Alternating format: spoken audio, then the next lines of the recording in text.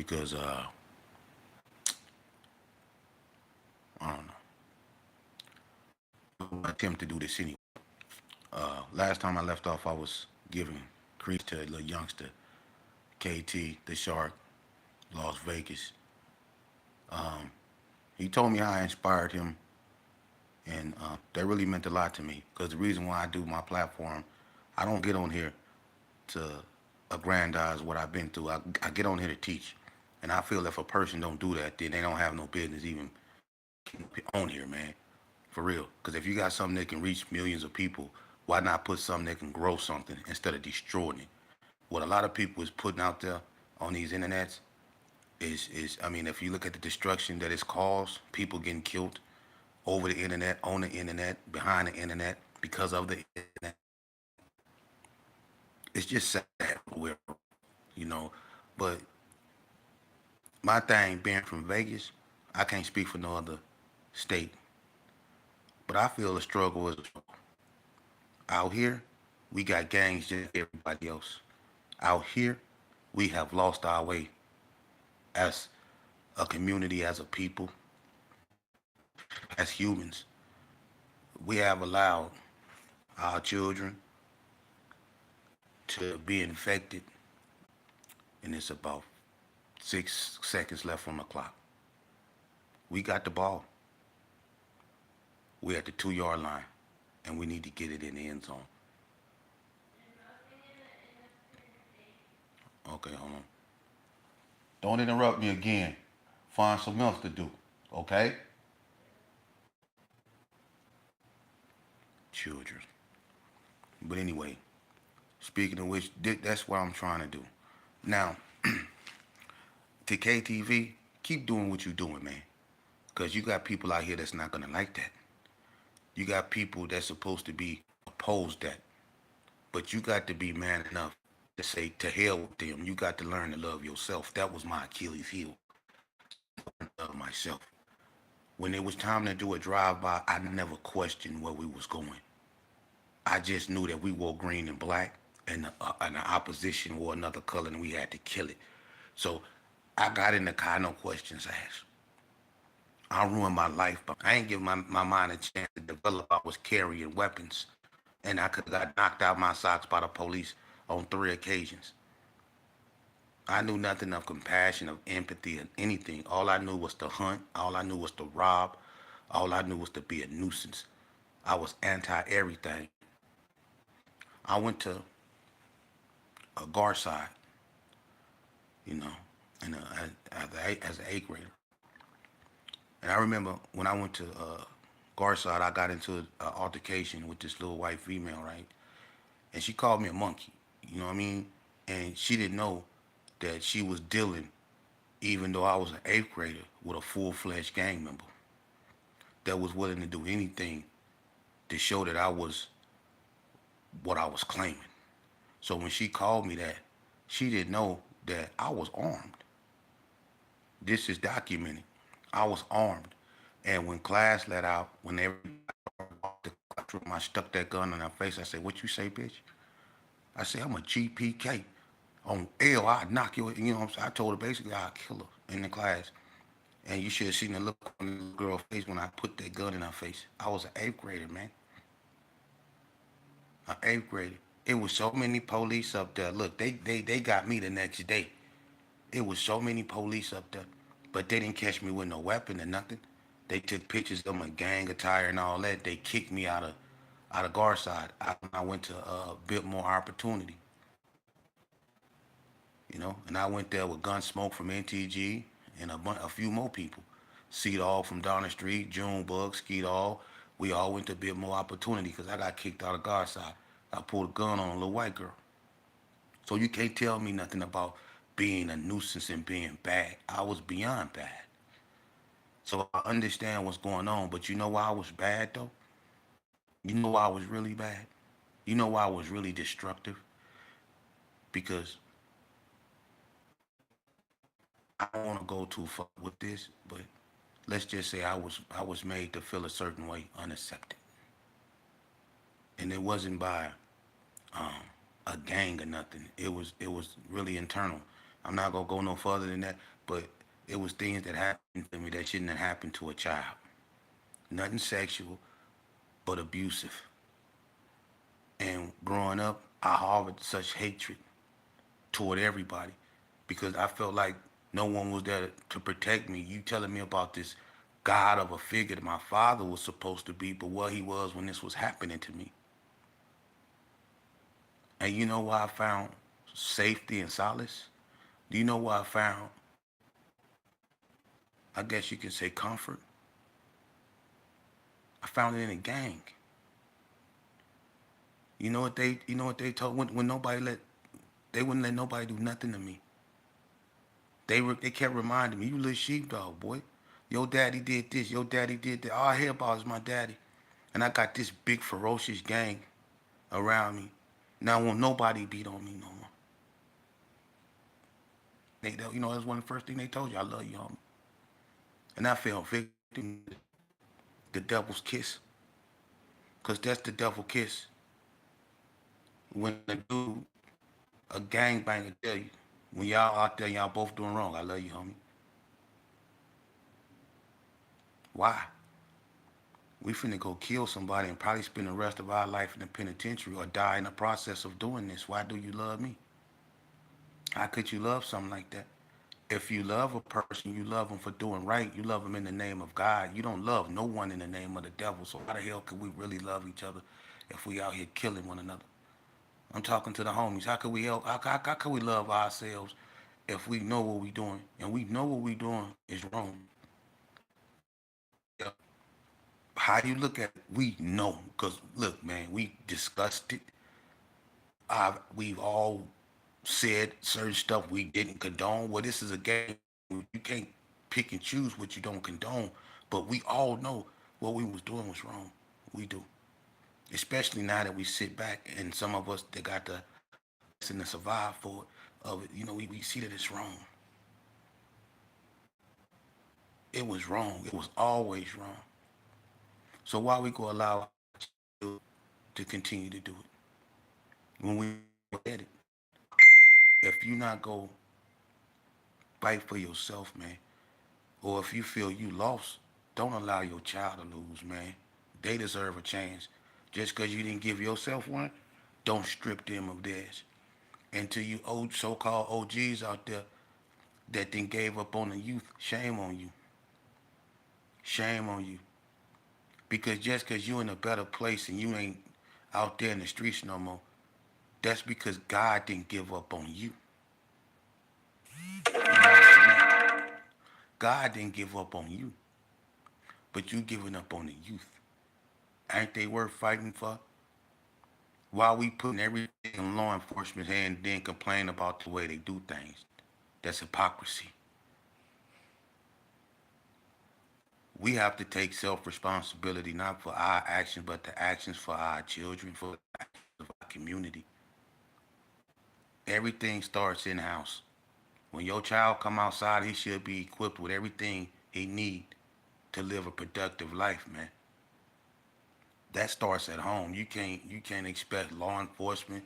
You can't expect no type of system that the government provides to teach your child at that. You have to make sure you keep them steered in the right. That's you're there in the streets and you let the streets raise your children, then you're gonna get all kind of unfortunate and horrible stories. We have to realize that. So when youngsters come to me and they say, you know what, OG, I support what you're doing. I like what you're doing. That right there lets me know that what I'm doing is the right thing because what I'm telling them youngsters, and I'm gonna keep telling them, look, I was Billy Badass, right? That's why I got a permanent wink. See, I used to be the first one that I thought I was the juggernaut. Once I get going, I thought I couldn't be stopped until I ran into a wall. It was called a hole, administrative segregation. Now I kept running into this wall, and I realized something after running into it so many times. I realized that that wall wasn't gonna move. And I realized that the more I ran into it, I just was damaging myself more and more. So I stopped running into it and I started thinking, maybe I can go around it. Well, what do you need to do to go around it? And that's when I started putting things in perspective because clearly I wasn't going to win that war. And the way I went around it was by educating myself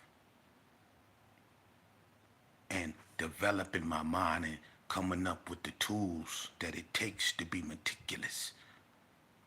You know, you have to. We have to let these youngsters know that there's a better way, that they should not be navigated by impulses. I don't give a damn who out there that don't like it. Let me tell you something about, I'm finna keep it just so 100 with you youngsters, man. You looking at a guy, I was Mr. Wash them draws, homie, NNCC. Wash draws, homie. That was really me. Now, I wasn't with the sticking the hanger up the ass stuff. Them was the Mace of Spades. That was Gangsta Rob, them doing that shit. When it came to washing draws, you ask anybody at NNCC, I was, you go wash them draws, homie. If you came up there, you was go watch them draws. If you wasn't right, if you wasn't no real one, you was go watch the draws. And we had two basketball teams, dude, the Kingsmen's and the Ace of Spades. And if you wasn't right, if you was a slip rock, you was go watch those draws, homie. And I'm just keeping it so 100. That's what I was on. Sick. I was gone in the head. So let me tell you, youngsters, something. What awaits you when you go behind them ain't no love. That's the first thing. Then you'll get mad because you go think it was like that. Mm-mm. And then these hard ass dudes out here, you think they got S's on their chest, they keep their chest poked out so quick to fight a female. But when they get up in there, you go see them doing strange things. And what I mean by strange things, I mean strange things with other men. Check this out. You think I'm lying? This the type of stuff going on up in the Vegas Chronicles. One day in Indian Springs, right? And I don't care who don't like it. Turn me off. Get, skedaddle, scram, if you don't like what I'm saying. But anyway, I remember one day in Indian Springs, right? I was up there by Unit 6. Now, this is a known story, so I can speak on it. I can speak on it if it wasn't. But anyway, I was just hanging out. Gangsta Rob stayed over there, and I was sitting on the window seat talking to him through his window. We was actually smoking some weed, and it was like a bunch of dudes around Unit 6, right? Now, that told me one, two things. This somebody up here got some drugs up there. And I remember this one cat walked up to him. He said, "Hey, can you go in there and get Jazzy for me?" Jazzy a homosexual, man. A fat day, right? And boy. Mm-hmm. Some of y'all stomach hurt now, huh, that I said his name because y'all, mm-hmm, mm-hmm, right. What's in your wallet? But anyway, he tell Ant Dog, hey, can you go get Jazzy for me? So he going there and get the fag, right? He going there, get the weed smoking this. Next thing you know, the dough come out, but it like he kicked the dough, and he came out. He was jumping up and down. He was like, "Oh, cuz, hell no, hell no!" He was jumping in the air, and he scared me. Right?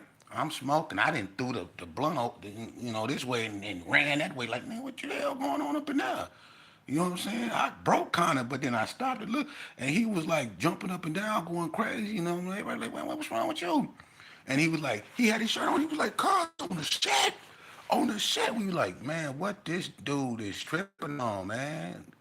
So he been all out, and his homeboy was like, "Nigga, what's up?" He like, "Hey, man." And then this cat named Baby Boy, right? He light skinned. He from Valley View. Everybody know Baby Boy, so y'all know what it's headed, right? Yeah, it's headed that way. But anyway, Baby Boy, he come out the unit. He trying to walk up to the Cali boy and dog. And the Cali boy say, "Nigga, on East Coast, nigga, you better get out my face, nigga. I knock you out, nigga. On East, you better get out my face." And he like, "But bros, why?" He's like, "Nigga, get on East Coast, nigga, get out my face." And we like, "Man, what's going on over there?" So his homeboy was like, "Hey man, what's up?" He was like, "Hey, cuz, I went to the boy room, right? The flap was up. Man, I accidentally just kicked the door, man. I didn't even kick the door hard. The flap came down. This motherfucker right here was eating the boy ass out, man. And look, when he said it, everybody said, like what? He say Skittles with air well. This nigga in that tasting the rainbow. Bitch ass. On my dead daddy. So you youngsters, this is the raw uncut version of what goes in prison. This dude in here eating Skittles out of boys' ass. Everybody know about this. Am I lying, y'all? Am I lying? Did Lowdown, look, after it happened, right? They go get the boy. After he get the tripping, at the boy Ant Dog get the tripping. So when Ant Dog said to everybody like, so look, baby boy was like, I went in there doing. He was like, nigga on East Coast, nigga, I knock you out, nigga. On East Coast, nigga, what you went in there doing that? Woo woo, right? So now the North coming, right? Cause you know, baby boy ride with the North. So the North come, big Lowdown come over there. Lowdown, what's happening? He like, man, this dude right here, man, he gotta get off the yard. He was like, whoa. Hey, what you mean? He gotta get off the yard. Nigga ain't nothing from the North getting off the yard. Low down, like, shut that down. You know what I'm saying? But he was like, man, homie, this nigga was in there eating, you know, told him he was in there eating ass, skillet and shit. When they what? Low down was like, he looked at baby boy. He said, nigga, no, you wasn't. Nigga, nigga, no, you wasn't. Baby boy like, man, I wasn't. So they go get the boy. Look, the fag come out the unit in a burgundy robe, right? They should have decapitated him right there on the spot, right? Look, he come out there with a burgundy robe on, so they get the boy. They say, what was y'all in there doing? The fag go say, everybody know, I like to be ate out. So, and when he said that, motherfucker was like, oh hell no, oh, and then somebody say, kill that nigga, cuz, kill that nigga, cuz. Listen, I was like, so Lowdown was like, nigga, I know. Baby boy was like, hey, Lowdown, let me talk to you. Lowdown was like looking at it like, nigga, I know you did. And just out of nowhere, Lowdown fired on. Listen, he twisted baby boy jaw was like this. He was on the ground like this. His shit was twisted way over there. He was knocked out. But he knocked his jawbone way over here. He was on the ground like this. I swear to God, Lowdown knocked him out right there in front of everybody. And dudes was like, you nasty motherfucker. But my thing was, how this motherfucking homosexual walk back up in the unit on his own recognizance? He should have been on the gurney too. He just as guilty. Get both of their ass up off the yard. That's what's wrong with prison. But you youngsters, that's what's awaiting you. They done corrupted the best of them cats out there. Mm-hmm. That's what awaits you. You know what else awaits you? Oh, I tell you, Mister, show me what you're working with. Oh yeah, a lot of people's stomach really hurt now, huh? Remember that? Show me what you're working with. Yeah, that's Big Pretty. Mister, take a Jolly Rancher out his mouth and put it in your mouth. Yeah, that's who's waiting on you. Oh, and there's a few more too. That's what's waiting on you in prison. Ain't no stripes, ain't no medal of valor, ain't no purple heart. They got some lye soap and some stainless steel toilets in some gray rooms, homie. And doors that go, and when they shut, that's how tough you is.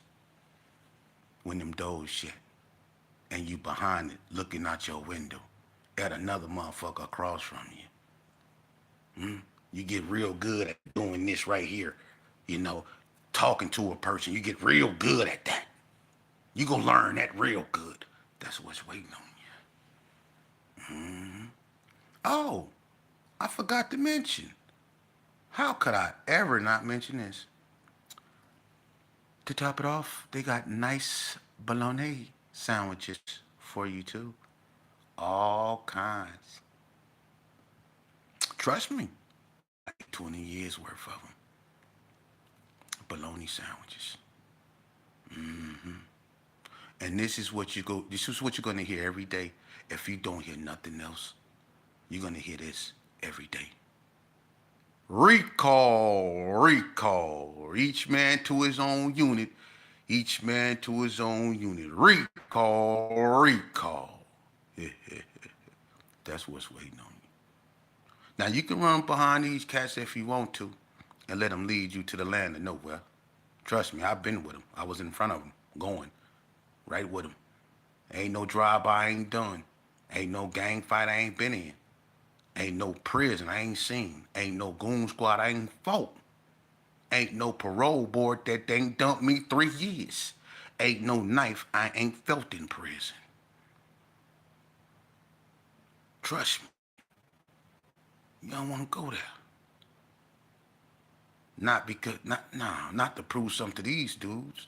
Check this out. And I'm going to leave, right? Never say hell, focus, reset. To hell with what's going on.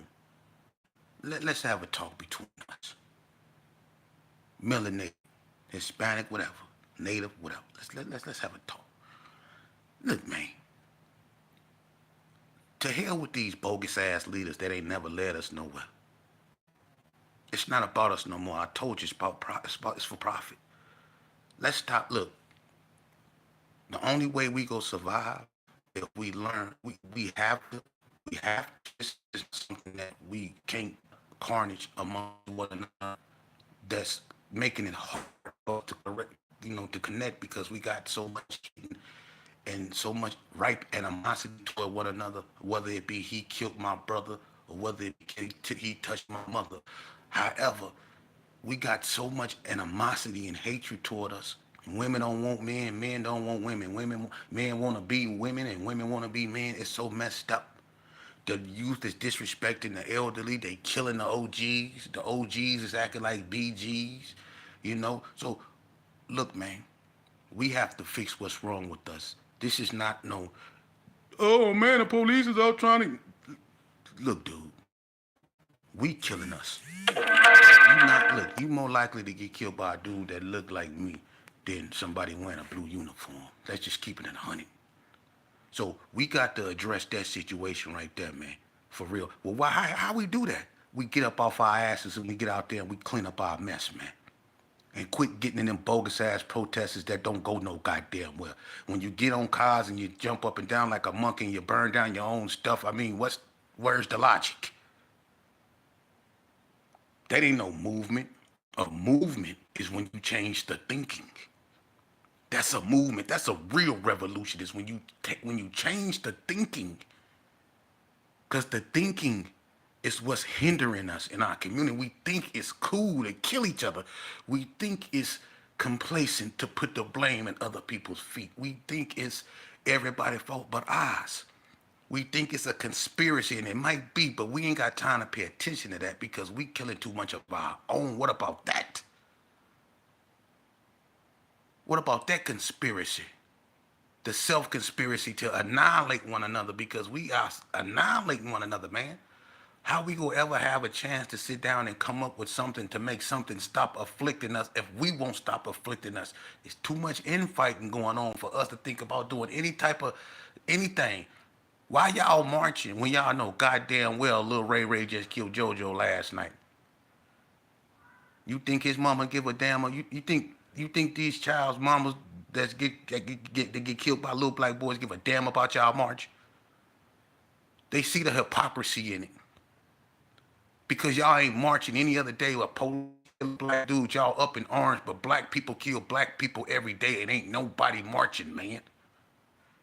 It's business as usual. Y'all out here attacking women, man. For real. People that try to help you, y'all will attack them. Look at how backwards we did. Come on, man. We didn't set ourselves back 200 years, but we get mad when people point that out.